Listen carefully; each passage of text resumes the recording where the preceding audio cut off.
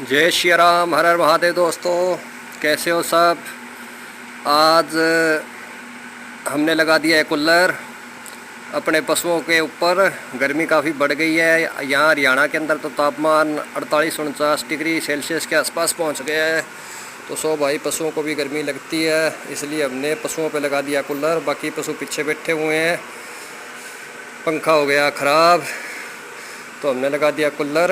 अगर हमारी वीडियो अच्छी लगी हो तो लाइक करें और हमारे चैनल को सब्सक्राइब करें।